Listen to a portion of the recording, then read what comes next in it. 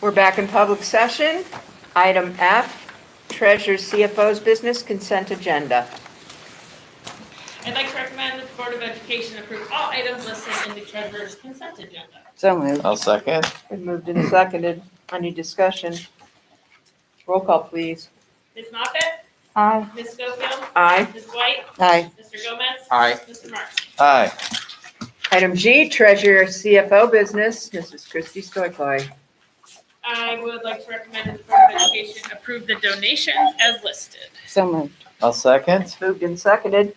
Any discussion? Yes, again, it still appears that our economy is struggling out there. And as always, and I guess maybe even a little more so, we as a board appreciate the donations, whether they're from individuals or from companies, that they send to our school district, because it does help us stretch our dollars on some desperately needed items. So to Nicole Fraley, Jesse Wade, Sharon Sullivan, Catherine Fetterman, Katie Gall, and Kristen Hinkleman, Tim Gall, Alicia Coco, Emily Gall, Cards Against Humanity, Mary Cron, Craig Newmark, Philanthropies, and to the various anonymous donors, thank you. Thank you. I just have one comment.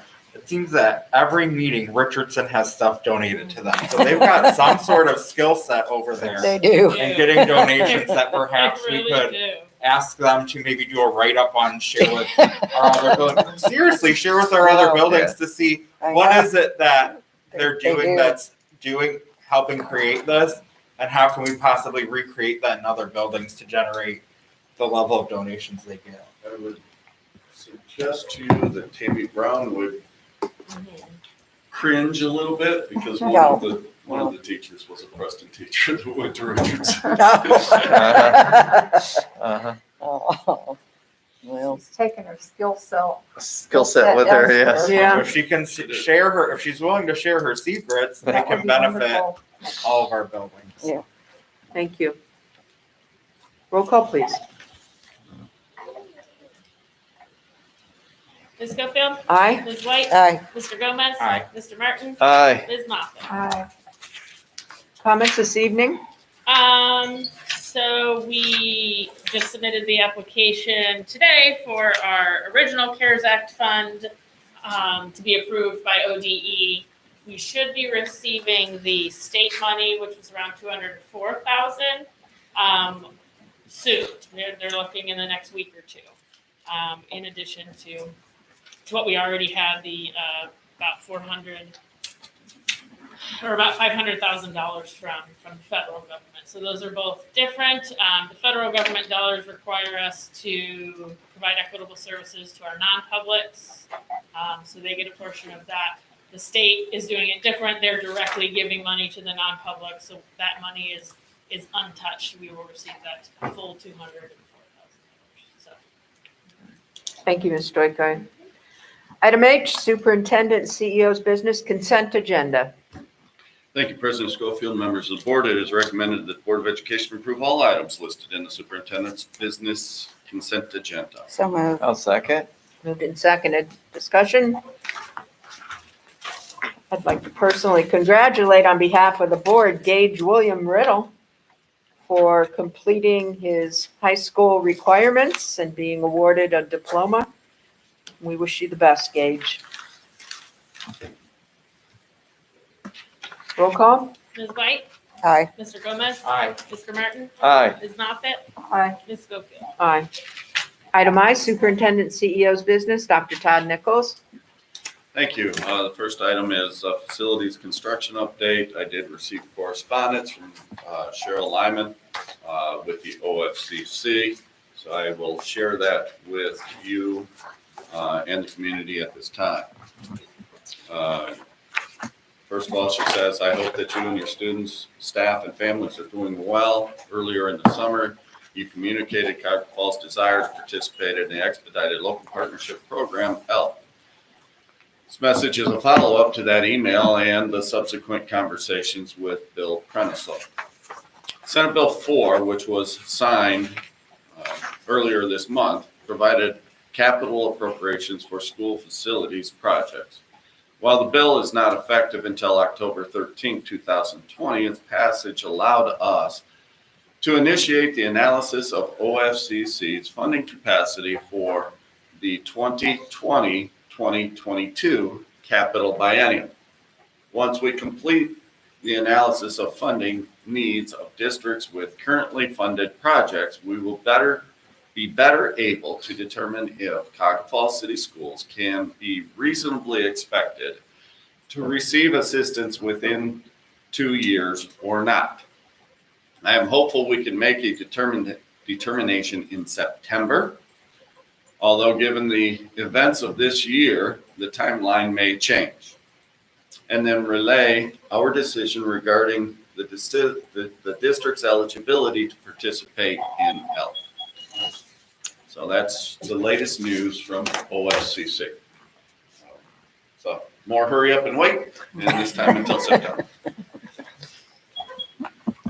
With regard to my comments, I shared with you earlier today that my comments would be on our reopen plan. Our task force continues to meet. Met again this morning for 2.5 hours, and we continue to work through all of the details of the plan, including lunch and including, oh my goodness, special education, EL, counseling, Black Tiger Remote Academy, staffing, et cetera, et cetera, et cetera. So that work continues. We had an additional Zoom meeting this afternoon, led by Cameron Lazar, with regard to special education specifically, and the delivery of services in both the in-person and remote learning academy setting. We, at this time, have about 1,250 of our students who have chosen option 2. Those who have not responded yet are receiving personal phone calls from building secretaries to make a definitive decision on which way to go. Ms. Shaw and Ms. McClure and I have reviewed the numbers and started the preliminary staffing pieces. And from those staffing pieces, specific schedules with regard to the Remote Learning Academy will be developed. Then I also had a Zoom meeting this afternoon with the superintendents in the county health department. And the synopsis from that meeting is hold on to your knickers. I mean, it continues to change. Summit County's numbers continue to spike. And so we're anticipating further recommendations from Summit County Public Health within the next week or so. We would also expect continued guidelines from the Ohio Department of Health and the governor's office. So that's what I have to say for now. Continue to be flexible, continue to be patient.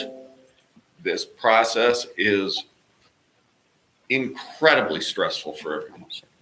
Incredibly stressful for everyone. We know that there are positive cases that are out there in other school districts. We will soon be amongst them. It's just a matter of time. And we have, I think John Wasilko's done a great job. Go to the website, Return to School. We've put everything up there that we have so far. There are 6 podcasts right now. There are 2 more that are going to be added. One I'm taping, if you will, with Kenny Johnson, KJ, Friday. As you might have seen, Summit County Public Health just changed volleyball yesterday. Like I said, things continue to change. And there's another principal meeting tomorrow on Zoom with regard to special education. And all I can do is encourage everyone to stay flexible, to stay patient. I know we're coming up on the end, and when decisions have to be finalized, we're we're getting there. We're getting, Dr. Nichols, one of the questions that I'm getting from some of our parents in the district, especially those who have our K to 5 students, do we have any guidance? And if we do, I apologize for not being able to find it. On the playground equipment that we have, because I don't know that there's much out there, and I would at least like to have something so that we can start getting that message out that we still don't know. I am smiling, you can't tell because it's behind the mask, but I'm smiling because I just shared with Mr. Bugatti information that I received from Tanya Burford, Summit County Public Health, that points us in the direction of CDC guidelines. These were the CDC guidelines. I think even these CDC guidelines have changed since then.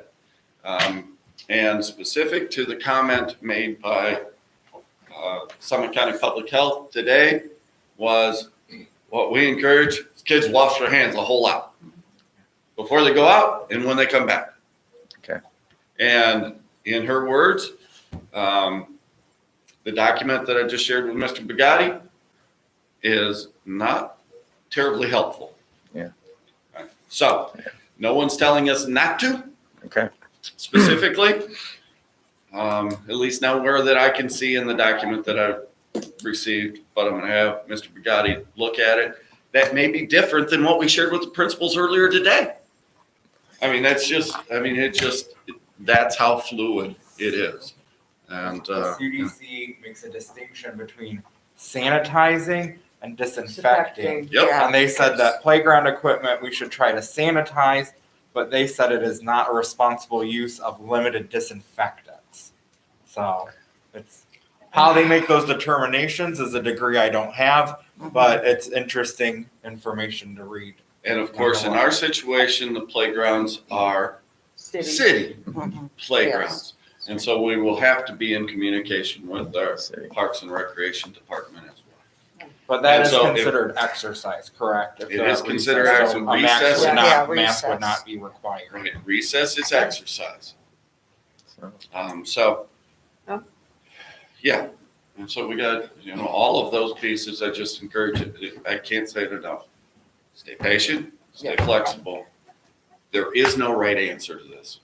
Is there any word on testing? I know I'm reading What that I have- athletes need to be tested now before they Say that play. again, please. I'm reading that athletes need to be tested before they play. I'm not sure what the heck, Okay, what I can Thank share with you there is the governor in his message yesterday and John Husted in their message said that that particular testing guideline was not meant for high school athletes. Okay, Was meant for the next level. okay. That being said, we do take temperatures like golf went today. We're in process. Golf had a match today. We took the temperatures of those kids before they participated in competition. Okay?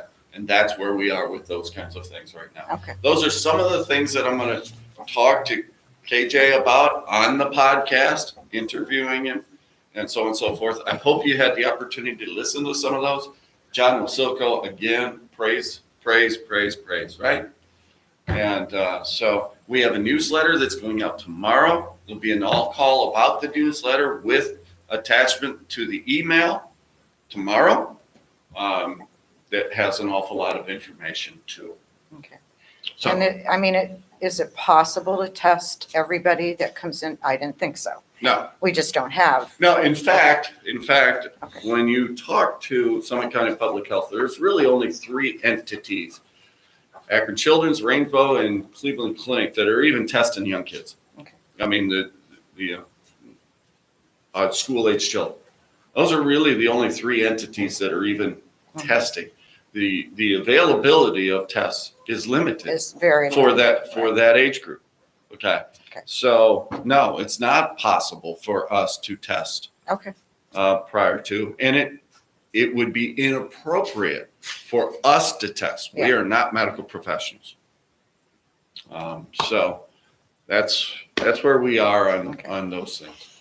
Thank you, Dr. Could Nichols. you shared approximately 1,250 chose option 2. Mhm. Do you know approximately how many have chosen option 1 and then approximately how many were waiting for a response? Sure.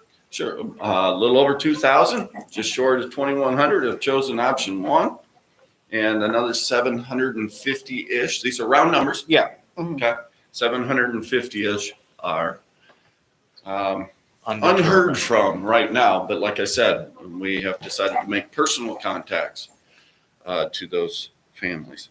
And I had a, if I can think of what it was, I know I had one more question on this. Oh, temperature screening. Have we gotten any information back on that? We do not have capability of temperature screening. What we have decided to do as of today is see if we can invest in more thermometers, but also invest in more medical assistance. Because in each building, they're going to have more than one clinic. And so we're concerned about who will then administer those tests.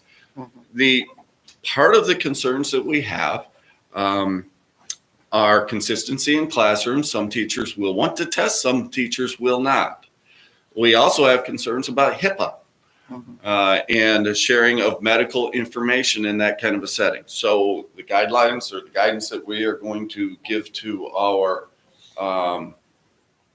faculty is if you suspect that somebody might be spiking a temperature, then you send them to the nurse's office where a medical professional or medical person can take their test in a way that we can keep that information to ourselves or to the family or whatever, not violating HIPAA.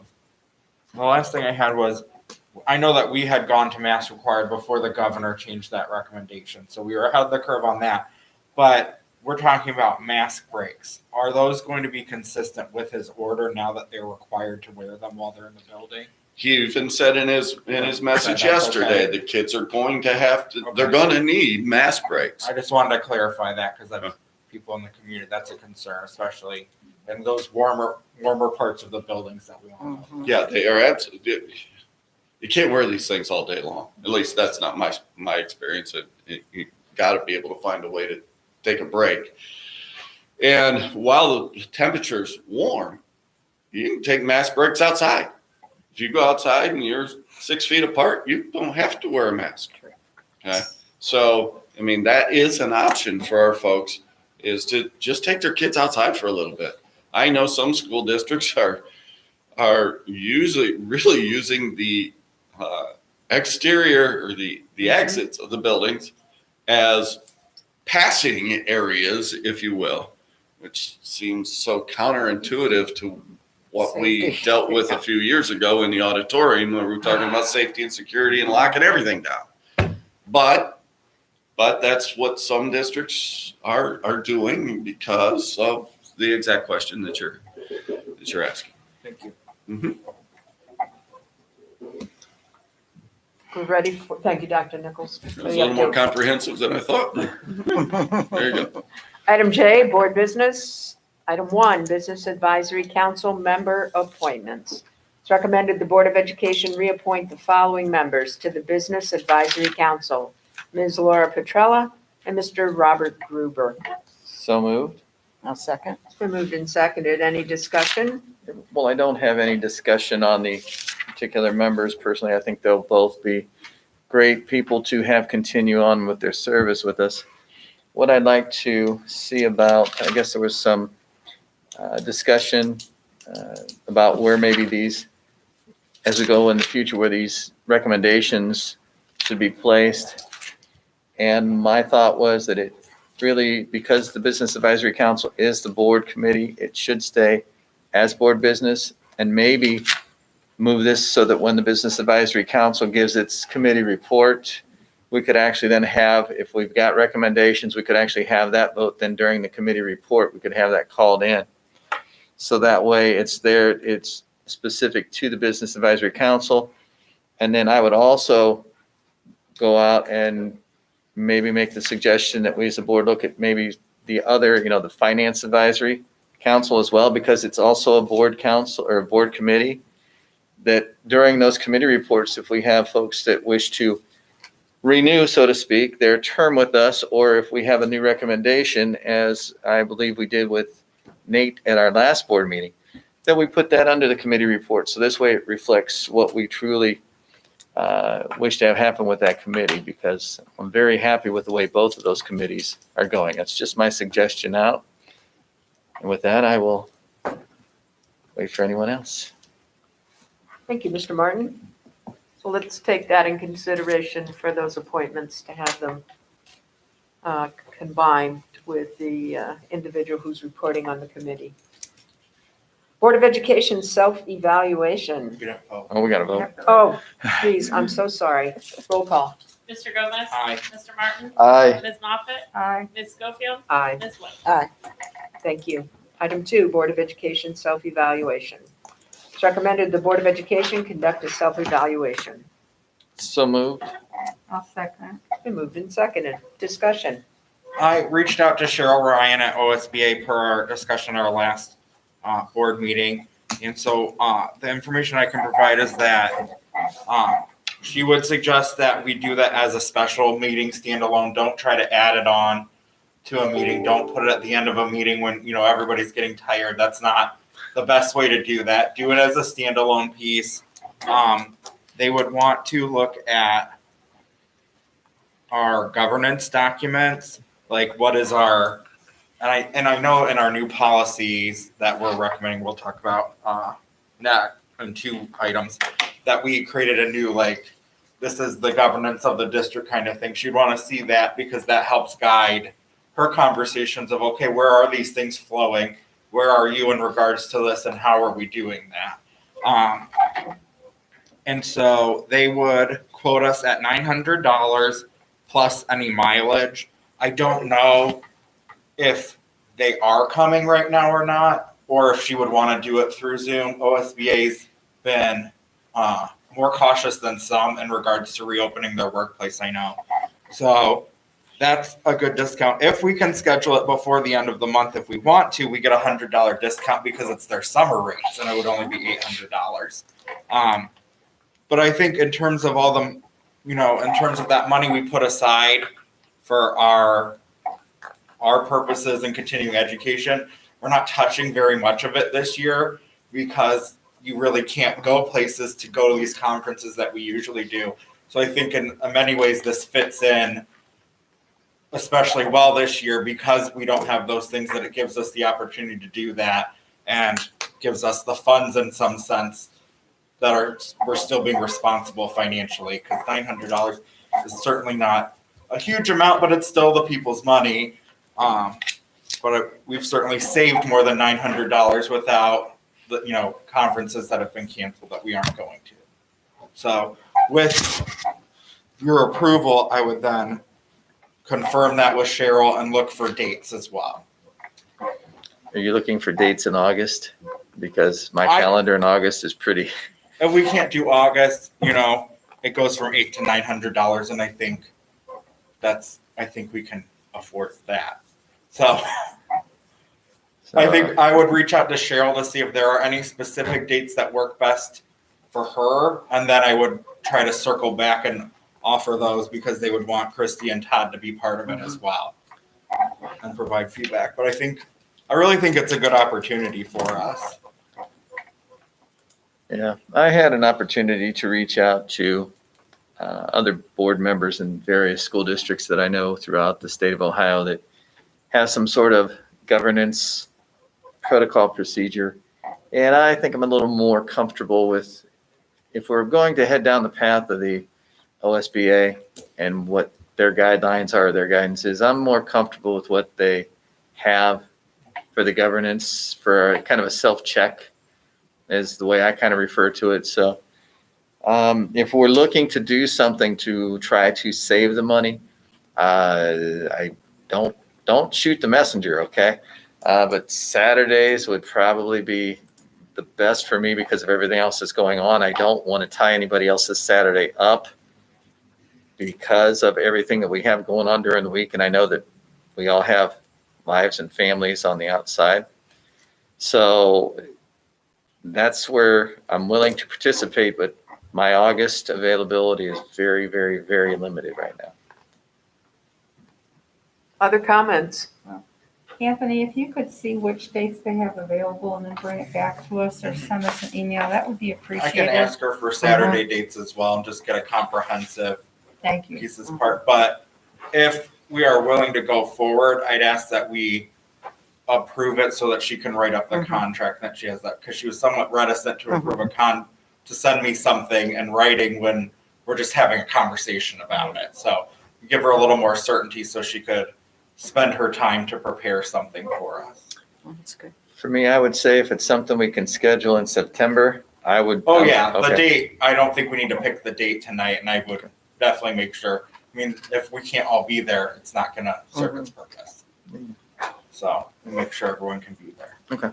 Any further discussion before we vote? Roll call, please. Mr. Martin? Aye. Ms. Moffett? Hi. Ms. Schofield? Aye. Ms. White? Aye. Mr. Gomez? Aye. Item 3, change of board meeting time. This is a discussion item about moving our Board of Education meeting starting time to 5:15 instead of 6 PM. Your thoughts? Oh, and I should add that I've talked with Ms. McClure, Mr. Brigatti, Mr. Hutch, Dr. Nichols, Mrs. Stoikoi, and they would all be supportive of that change should we decide to do so. I had taken note of our last board meeting that it started at 5:15. And because of the volume of content, how late it went into the night, again, I want to thank Dr. Nichols and Christy Stoikoi for giving us the opportunity to have the reviews tonight because of how late that went. As I thought about the fact that we started at 5:15 at that last board meeting, my hope was that if everyone was amenable to that, staff as well as my fellow board members, that we could move that time up to start at 5:15, which in turn might give our folks that are here, that are required here, maybe a little bit more time on the evening to get out a little earlier on board meeting nights. So this way we could start like we did tonight at 5:15. If we had an executive session, we could get that done. And I think we started maybe at what did we come back in at? 6:15 when we came back. So going forward, my hope is that my fellow board members would consider and approve a change for all of our regular and then any special board, or all of our regular board meetings scheduled for the rest of this year. Move that up to 5:15 p.m. Mr. Gomez, I know that your schedule might be a bit tight, so I wanted to bring this for discussion and then see if that's something that you might be able to do, or if that was going to cause you problems. Maybe we could, instead of 5:15, make it 5:30. That was gonna be my ask. So I'd be amenable to 5:30. Okay, That way, I'm not continually rushing to get here, yes, and sometimes things happen and I can't get out at 5. okay. So 5:30, I know I can be here. So, I would be perfectly fine with that. so I know that I'm okay with 5:30. If my fellow board members are, Mrs. Okay, Moffett, how do you feel? That's fine. Thank you. And works. Mrs. White? It's fine. All right, then our regularly scheduled board meetings for the remainder of this calendar year will be at 5:30. We'll need to renotice those, but moving forward, that will be our new time. Thank you for your thinking on this issue. I want to Item- thank everyone for the move as well. Mhm. So, Item 4, OSBA board policy approval. We had thought we would put board policy on our next meeting agenda for approval. And we can continue to do so should it be the wish of the board. I know that at this point, I have not yet finished reviewing all of those 827 pages. And I also know that once we do that approval, it'll be at least 6 weeks before the policies will appear online for everyone to access. In addition, we would have an expectation that our administrators and staff would get up to speed on those policies, and any changes that were in those policies from current practice would have to be implemented immediately. And then finally, handbooks and other documents that cite board policy would have to be revised to reflect the new numbering system. And so in speaking with some of the cabinet members at agenda review, my question was, how far of a setback would this be if we delayed this just a bit more time to give us an opportunity to review those policies more thoroughly? They did not feel that it would be detrimental to our operation to do so. So your thoughts on this, please? Well, I had quite a few thoughts, and as I continue to read them, I mean, sincerely, the policy is our board business. And as I continue to read these, I'm running across little things that say, if life was normal, this policy would be oh so welcome and sometimes mostly effective. But I'm running into little glitches that in my head say, but during this pandemic era, how do these policies apply? I mean, there are things such as people who know the Heimlich maneuver, always being present when kids are eating. You know, well, if you have a cafeteria full of kids, that works. If we have kids being supervised in the classrooms, maybe not so much. So just little tiny things like this pop into my head as I go through them because I'm really giving them serious thought. So as I'm reading these as a board member, and all of us are, I'm wondering how effective these policies could be if we put them in front of our staff, our administrators, our teachers, and say you're expected them to know and adapt and apply these policies. Knowing the suggestion that it's coming down the road gives us all some breathing space, perhaps, if we would postpone it, because I think there's a lot to digest. And maybe I'm just analyzing this like a former language arts teacher who knows the power of a written word and takes it sometimes too seriously. But then again, if that's our policy and we expect them to be enforced, applied, questioned, whatever, we need to understand how they apply in current situations as well. Thank you, Mrs. Moffett. You're welcome. You stole my thunder on that one. In all honesty, I have not had time to review all of these pages. And with negotiations going on, I don't see myself having any more time to go through. The policies that I've had an opportunity to go through, I am noticing some similar things I believe, Ms. Moffett, that you might be saying as to how is this policy going to relate. Policy's good policy or great policy, but these aren't good or great times. These are different times. And are there some things that maybe we should have our staff go back through, because they're the ones that are in the field. They're the ones that are going to be doing the work or trying to make these policies work that we're tasked with putting together. I'm definitely in favor. And for me, I would say, let's see about bringing it back maybe in December, because that will have given us some time to look at it. We would have all of the back half, or the end of the year, which would be the start of 2021, to then maybe start getting these things put into play and start making those necessary changes so that when we get into the 2021-2022 school year, we can actually put those into play and then have comfort and some knowledge, working knowledge of those policies in place. I don't want to step on Dr. Nichols' toes or Christy Stoikoy's toes, because they're the ones that will be tasked with enforcing, so to speak, the policies that we put in place. But I think taking a slower approach, we still have policies that work, okay? By us taking our time to get to where everybody's comfortable, I would be, as a board member, I would be much more at ease knowing that if our goal was that July 1st, all right, of 2021, that we would have our policy set and everything would go into effect on that date or August 1st, whatever our treasurer and superintendent determine, I would be very comfortable with that because I believe that would be knowledge for not only us as board members, but throughout the district and our community as well. Thank you, Mr. Martin. Mrs. White, any comments? I think we can slow it down however much time we need. I don't want to rush it, that's for sure. We're all caught up, right, Mrs. White? Yeah, oh, yeah.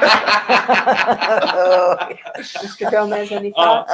Just, whenever we do vote to adopt them, it does not matter to me. Right, Just that the importance of giving that time in between the date that we vote and the date that we expect them to be implemented, as we brought forward from policy committee.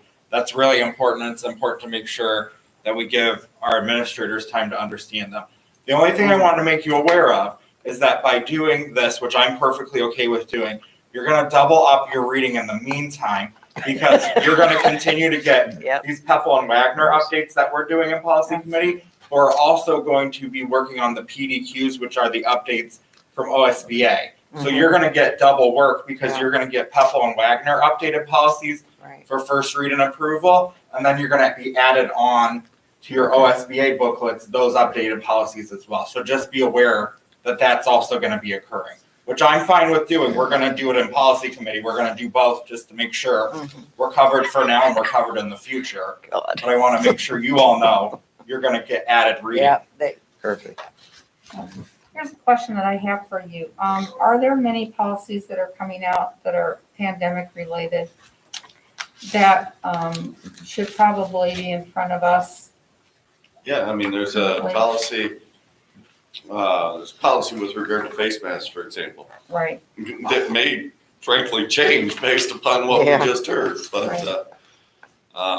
but we had it, see, ORC requires a policy on face masks. So we had one from OSBA, before we got the Pepple and Wagner version. And so initially on this agenda, I had a first read of the OSBA. But on further thought, adopting one OSBA policy makes absolutely no sense. And so that really came to light when we got the updated policies from Pepple and Wagner. So yes, the short answer to your question is yes. Thank you. I could tell you in the Pepple and Wagner update, there's 13 newer revised policies. 6 of them are related to the pandemic. Thank you. So I did a brief count while we were here. Well, I think we have consensus that we will not have this item on our August agenda for approval. Right. And we're going to push it out into the fall and possibly winter. So we'll circle back around. I think I'll just put it on the agenda again in another month or two and see where we are, how comfortable we feel with how far we've come. And if we need more time, so be it. Sounds like we're all willing to be flexible on this. Ms. Schofield, if I might add just one thing, because you did mention the updates to handbooks and updates to public school work and all of those things that will have to come subsequent to adoption of policy and then implementation.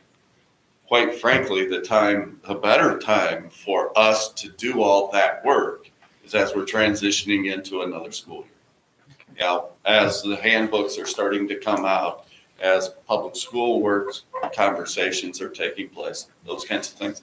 And I just offer that to the 5 of you to keep in mind. I just add one more thing, that if at any time, the 3 of you that aren't on the policy committee have questions or concerns, I think about something you're reading and you want to bring it up, or something you in particular would want changed, I think throw it on, we can see where everyone's at, and then just go with it that way, as opposed to the day that we're voting to adopt it, Oh. trying to make all those changes. That would be. A problem. Exactly. Thank you, Anthony. All right. Item 5, future agenda items.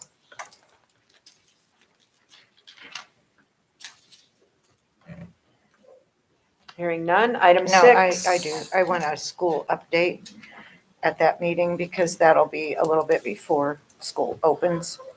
So I'd like an update on what we're doing at that time. School reopening update? Mhm. What kind of, what are you thinking?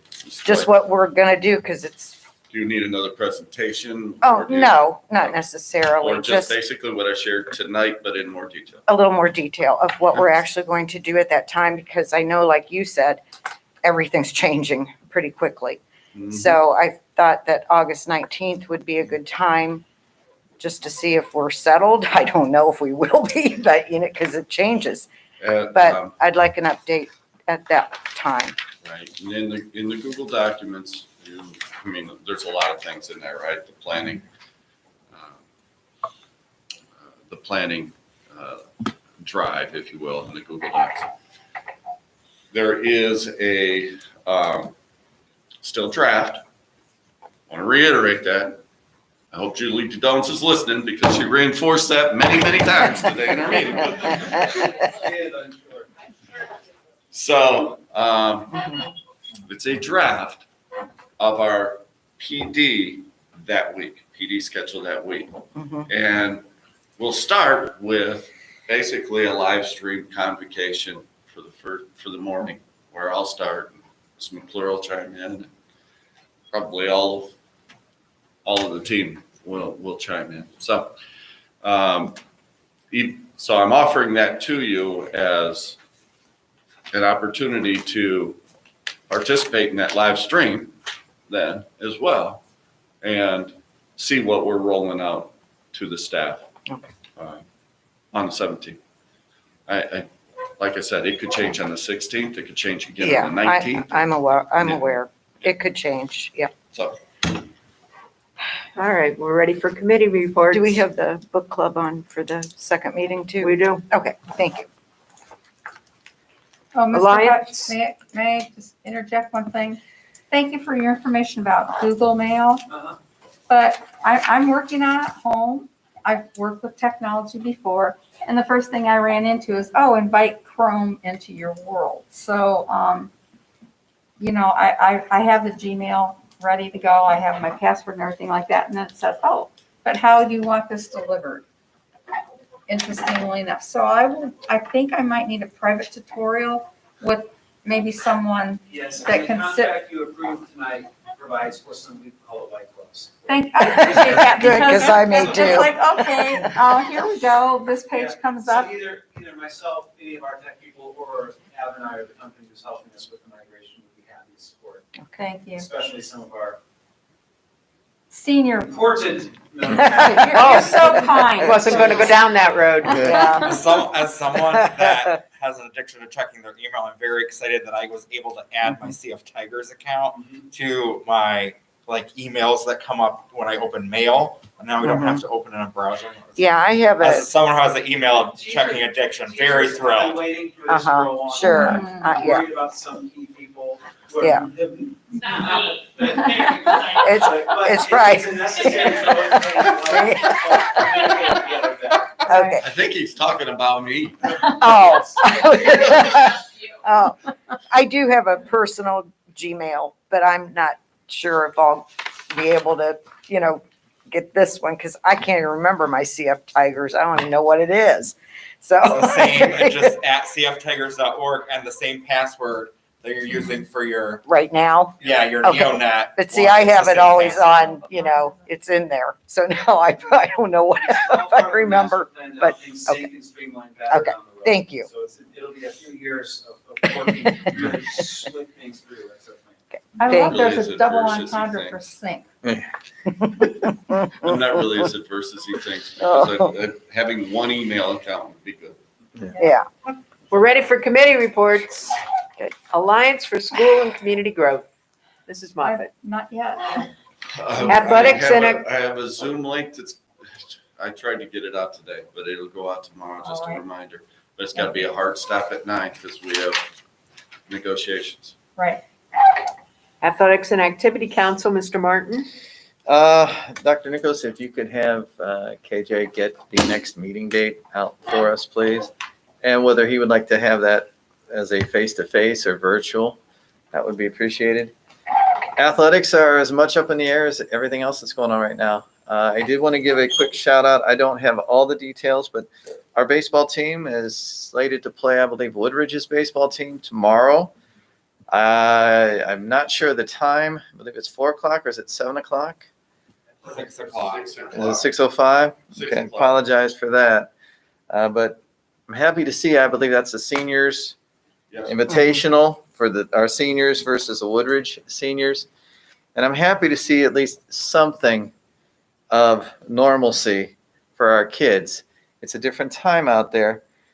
They're still with athletics. They're still, as Dr. Nichols has said many times tonight, things evolving and changing. So while we are still going through anticipating we will have seasons, there's no guarantee that that will stay. So all we can do is let everyone know to stay in tune with what we've got going on, and we'll try to get that information out as we know. One thing that I would add is that we continue to follow Summit County Public Health guidelines, and when they recommended October 1st for moderate and high contact sports, we followed that advice. My intention is to continue to follow the guidelines put forth by Summit County Public Health, and so hold on to your knickers. Board policy, Ms. White, Mr. Gomez. I think we've beaten that horse enough tonight. Well, we are meeting next Thursday, so if anyone has anything that they feel Right. they'd like to have touched on in policy committee, let us know. We can add it to the agenda. I think we're gonna do the PEPAL update, we're gonna do the PDQ, and then we'll probably start to have our first conversation in regards to our racial equity policies as well, and start looking at that after we approve that, to start having a conversation about what we wanna do. And that'll come down the line, I'm sure, later as a recommendation. And that Mr. is Gomez. Thursday, August 13th, is that correct, at 4? Yes. Business Advisory Council, Ms. White and Mr. Martin. We meet August 25th at 8 a.m. Thank you. Financial Advisory Committee, Mr. Martin. Nothing to report at this time. Thank you. Foundation and Alumni Association, Mr. Gomez. We would meet next week, but we are not going to be meeting this month, per an email from our president, Beth McNicholas. But in September, we're looking to ramp up our membership campaign.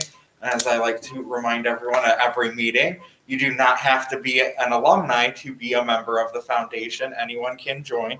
And they would love for me to once again promote their website, where you can buy Cuyahoga Falls branded swag, including face masks. The tie-dye is extra. You can pay me for that. But you can get a Cuyahoga Falls face mask there. And excitingly, we were trying to get all the different tigers we've used throughout the years as a district, and we didn't have the tiger that I grew up with. I call it the 90s tiger, and it's the one that you'll see on the mural outside the parking lot. That's the tiger we used in the 90s. I finally found something that I owned from the 90s that had it on it. So Geraldine Ferguson and Mark Noonan are going to work with Apparel Now, so that those kids of the 90s like me can purchase swag with our 90s Black Tiger mascot on that. So I'm excited about that as well. If you look at that website and see we're missing a tiger, try to find an image of it, because we're trying to get them all on there so we can cover all of our alumni throughout the ages, and they can have a piece of nostalgia supporting the foundation. Thank you, Mr. Gomez. Legislative Liaison, Mr. Gomez again, please. I think we all know that there's been a lot happening in Columbus. Thus far, I don't see anything in regards to that that's specifically education related. But the one piece of good news that I find in all of this is now that Representative Cupp is Speaker of the House. We all know that he's the Cupp of Cupp Patterson, and as Speaker of the House, he decides what gets voted on. So it makes me more optimistic that might come up for a vote, because that's his number one priority, is getting that passed. So I feel more optimistic than I did before this scandal that could still happen this year. So finding a silver lining in everything. Thank you, Mr. Gomez. Student Achievement Liaison, I'd just like to give an update on our Student Wellness and Success Committee. Just quickly, the ICS, Integrated Comprehensive Systems for Equity. Workshops are scheduled for September, October, and November. Staff members will be assigned one of 2 days, and staff members, by that I mean building administrators, district administrators, and our elementary, middle, and high school BLT members, building leadership team members. So they'll take 1 day in September, one in October, and one in November out of the 2 days offered during each of those months. Also, Mr. Lazar is putting together a district wellness team. The first 3 members have been identified. One, of course, is Holly Merkel, our coordinator of wellness. Jennifer Koost is the coordinator of Child Guidance and Family Solutions, the school liaison that we work with. And Melissa Smith is a University of Akron assistant professor in the guidance and counseling field. So they've agreed to be part of our committee. Some things that are being looked at for changes programmatically include our social emotional standards, lessons being developed by our elementary guidance counselors to use with all children in classroom guidance. And our middle and high school folks are taking a look at designing a student seminar that these topics on things such as dealing with anxiety and so on can all be addressed in a seminar format at the middle school and high school levels. And those are just some preliminary conversations, but I wanted to give you an update on where that was at this point in time. We're ready for comments. Mr. Martin. It's just been a crazy time. Been out talking with folks in the community. They are anxious about our building plan. They're anxious about a lot of things. And I hate not having answers for them, but our hands are still tied. So I do want to thank the community, though, for their patience. I know that decisions that are being made aren't, in some circles, the most popular. There's some decisions that we're making that I don't agree with, but it's what we feel is in the best interest. And I will continue to support what appears to me to be in the best interest of all of our kids. And we'll continue on down that path. Thank you, Mr. Martin. Mrs. Moffett? Once again, I would like to thank all of our staff for being like the tumbleweed in the pandemic. They keep rolling and somehow find things that they can put together that will hopefully benefit us. And as soon as they get it together, the tumbleweed shifts again and they have to start again or revise what they've done. And I think this will be the story for months to come. So I want to thank everyone for their patience and thank them for the hours of sleep that they're missing, either worrying about it or trying to figure out solutions to put something together. So thanks to everyone who is a part of our school community. And thanks to our public for the same thing, for hopefully being so patient and realizing that we essentially have no control about the pandemic and the science related to it. So we're trying to do the best with what we know and what we have. Thank you, Mrs. Moffett. Mm-hmm. I'm next, and I'd like to just remind those parents that have not yet identified which of the plans they'd like their children to enroll in for the fall to please do so. I know staffing considerations are being made now in terms of the virtual Black Tiger Academy or in-person instruction. So please, if you have not yet identified the plan for your child, please do so. And I'll pass it on to Ms. White. I'd just like to thank our 2 reps on the library board and the Parks and Rec, Mary and Alex, for their fine work that they've been sending us the notes. They're just excellent, and I really appreciate that. Also, we had a former Falls tennis player that received an academic honor, Cora Shane. She's a sophomore at Mount Union, and she received an Intercollegiate Tennis Association Scholar Athlete Award for her accomplishment. So I just wanted to give a shout out to her and to Alex and Mary, our 2 Great. people. Thank you, Ms. White. Sure. And finally, Mr. Gomez. I send my regrets to our baseball seniors, but I committed to attending the DeWitt PTO meeting tomorrow night via Zoom. And also, the high school PTSO is having a socially distanced fundraiser here in the parking lot tomorrow night from 6 to 8. the Kona shaved ice truck is coming, and the proceeds will benefit the PTSO scholarship fund tomorrow evening from 6 to 8 if you're free to come out. I also, side note, I can't make my next agenda review if somebody would want to volunteer to take it for me. I don't need to switch because my schedule's a little weird right now, but if somebody wants to take that, Sure. let me know. Thank you, Mrs. White. I can, just, what's the date and at the time is 10 o'clock? Or do you go a It little, would be 10 It's August. if you were there. It's August 12th, August so 12th? someone can take it. Thank you. Next Just Yes. Wednesday. I'll do just that. so it still gets covered by someone. Thank you. I will be happy to. I wanted to know, Harold Carpenter wrote a very nice letter to the editor. Yeah. And in my almost 3 years serving on the board, no one has been so inspired to write a positive letter to the editor about us as Board of Education That's great. members. So it really struck me and it really hit home. So Mhm. I'd like to thank Mr. Carpenter for recognizing the work that we did. Yes, it And was. lastly, there's hand sanitizer is difficult to come around right now, but we also know that we need it, and to safely return to school, we need it. And we also know that the more you use a shared pump, the more cross-contamination there might be. So as many students as possible that can also have a personal hand sanitizer would be helpful. But how do we go about, there's all these limitations. So I started talking with all of our PTO, PTA, and home and school league presidents last night, and they're all going to help do a push to try to collect personal size hand sanitizers as much as they're able and have those for our schools, because we know that we have families that can't afford normal school supplies.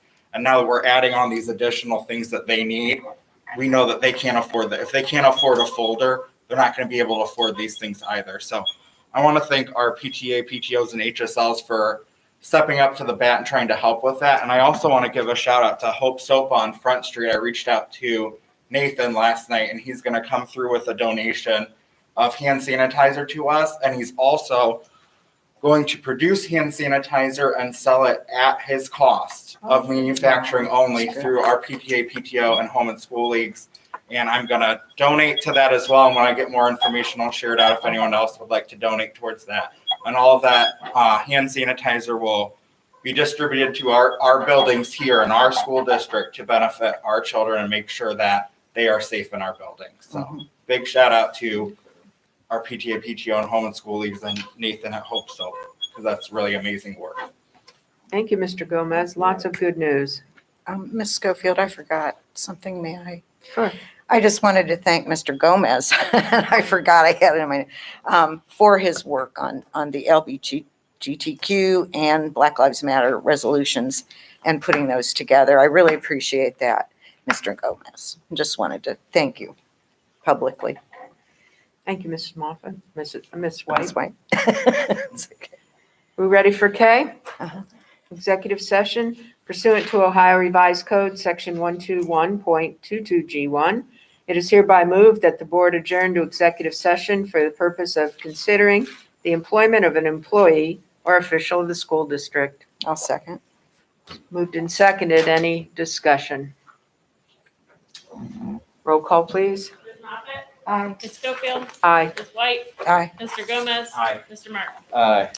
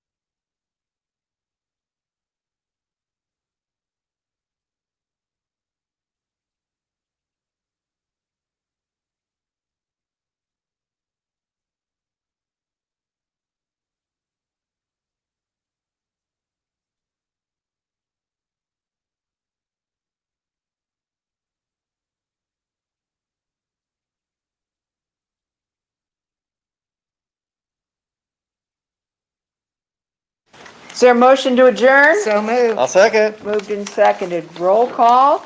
Martin, Aye. Moffett, White, Aye. Gomez, Aye. Schofield, aye. Have We a are great evening, adjourned. everyone. Alrighty, thank you. What? Oh. Oh, I'll do it again. Should we do it again? Only takes 3 to adjourn. If I run quick, I can leave. Not if I tackle you first.